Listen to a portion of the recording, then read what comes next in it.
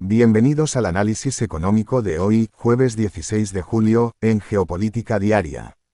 Los mercados asiáticos han abierto la sesión con fuertes caídas después de que el mayor fabricante de semiconductores del mundo presentara resultados récord que, lejos de calmar al mercado, han disparado la toma de beneficios en todo el sector tecnológico. El índice surcoreano Kospi se ha desplomado más de un 5%, arrastrado por los dos grandes fabricantes de memorias del país, mientras el Nikkei japonés retrocedía más de 2 puntos porcentuales. La jornada llega además marcada por nuevos ataques entre Estados Unidos e Irán en el estrecho de Hormuz y por la comparecencia del nuevo presidente de la Reserva Federal de Estados Unidos ante el Congreso, en un día en que Wall Street espera también el dato de ventas minoristas de junio. El detonante ha sido la publicación de resultados del fabricante taiwanés de semiconductores Taiwan Semiconductor Manufacturing Company, que presentó esta madrugada un beneficio neto récord cercano a los $22.000 millones, un 77% más que hace un año, con ingresos de $40.200 millones que superaron las previsiones. La compañía elevó su previsión de crecimiento anual hasta ligeramente por encima del 40% y amplió su presupuesto de inversión hasta entre $60.000 y $64.000 millones, frente a los $52.000 y $56.000 millones previstos antes. Pese a ello, el valor llegó a caer más de un 4% antes de la apertura, ante la presión sobre los márgenes que anticipa la compañía por el encarecimiento del nuevo proceso de 2 nanómetros, algo que también arrastró a Nvidia, AMD, Intel y Micron. El golpe ha sido especialmente intenso en Corea del Sur, donde Samsung Electronics ha cedido más de un 5% y SK hynix más de un 9%, extendiendo las pérdidas desde los máximos del mes pasado, cuando la salida a bolsa de SK hynix en el Nasdaq disparó las valoraciones de la memoria de alto ancho de banda para inteligencia artificial. Varias casas de análisis surcoreanas han recortado esta semana sus previsiones de beneficio para SK hynix, citando precios de venta inferiores a lo esperado, lo que reaviva el debate sobre si el ciclo alcista de la memoria ha tocado techo. A esto se suma la elevada presencia de fondos cotizados con apalancamiento, que amplifica las oscilaciones y ha llevado al regulador surcoreano a exigir mayor control sobre las gestoras. Esta inestabilidad tecnológica coincide con una jornada de renovada tensión militar entre Estados Unidos e Irán, principal factor de riesgo para las materias primas. El mando central estadounidense confirmó esta semana nuevos bombardeos contra objetivos militares iraníes cerca del estrecho de Hormuz y un bloqueo naval sobre puertos de la zona, mientras Teherán insiste en que el estrecho permanece cerrado al tráfico de hidrocarburos, algo que Washington rechaza. El crudo Brent cerró ayer cerca de los $85 por barril, y el petróleo West Texas Intermediate en torno a los $79,50.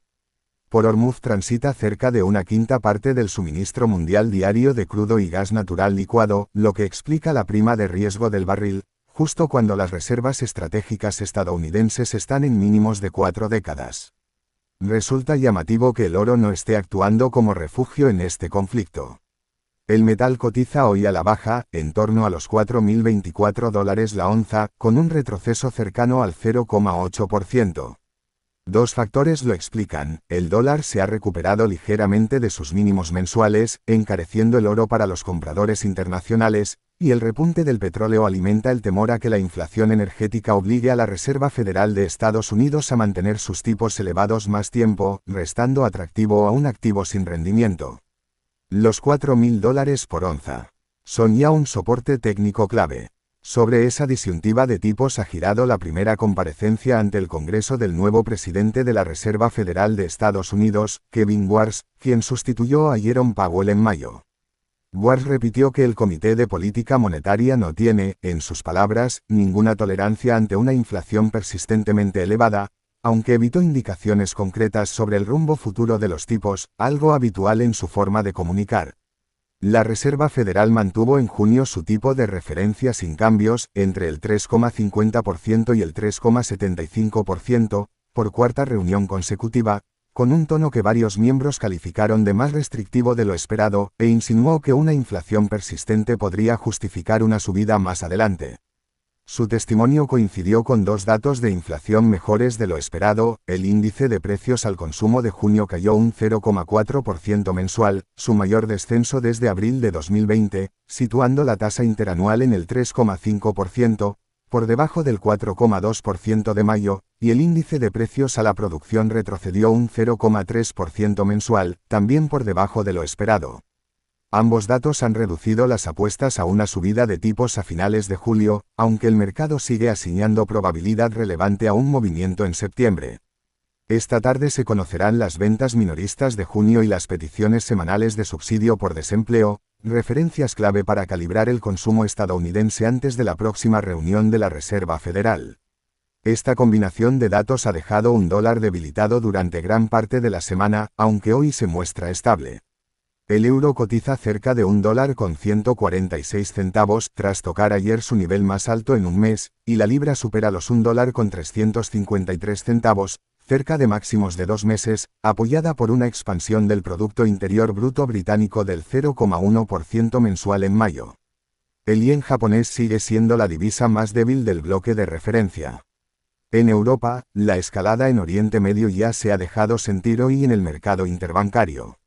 El Euribor a 12 meses, referencia de la mayoría de hipotecas variables en España, ha marcado su nivel diario más alto del mes, subida que varios analistas atribuyen al regreso de la prima de riesgo geopolítico, con la media provisional de julio acercándose ya al cierre de junio, en el 2,798%.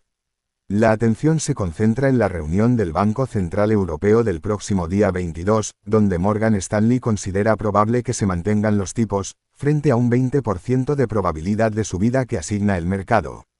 El presidente del Bundesbank, Joachim Nagel, uno de los más partidarios de una política restrictiva, advirtió de que el conflicto en Oriente Medio mantiene las perspectivas, en sus palabras, extremadamente volátiles.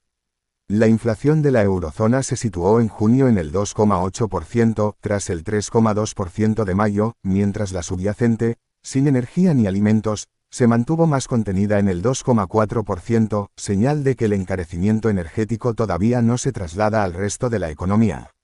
El otro gran dato de la semana llegó ayer desde China, donde el Producto Interior Bruto creció un 4,3% interanual en el segundo trimestre, por debajo del 5% del primer trimestre y el ritmo más débil desde finales de 2022, con un avance trimestral de apenas un 0,9% frente al 1,3% previo. El dato confirma que Pekín depende cada vez más de las exportaciones, que se dispararon un 27% interanual en junio por la demanda tecnológica, mientras el consumo interno y el sector inmobiliario siguen lastrando la actividad. Como contrapunto, Alibaba y Baidu subieron con fuerza esta semana después de que el regulador chino del ciberespacio autorizara la integración de sus modelos de inteligencia artificial en el asistente de Apple para el mercado chino.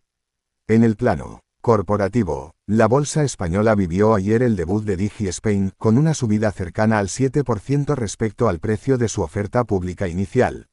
En Wall Street, las acciones de Spacex llegaron a cotizar por primera vez por debajo de su precio de salida a bolsa, fijado hace poco más de un mes en $135, antes de moderar las pérdidas y cerrar prácticamente en ese nivel.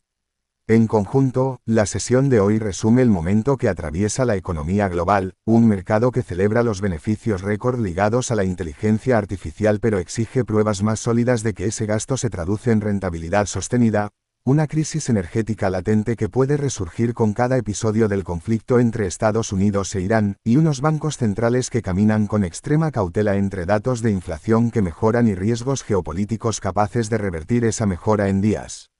En las próximas horas, el mercado pondrá a prueba el consumo con las ventas minoristas y las peticiones de desempleo, mientras las próximas 2 semanas se dividirán entre la reunión del Banco Central Europeo del día 22 y los resultados de SK Hynix, previstos para el día 23, que darán la primera pista real sobre si el ciclo alcista de la memoria se agota o todavía tiene recorrido.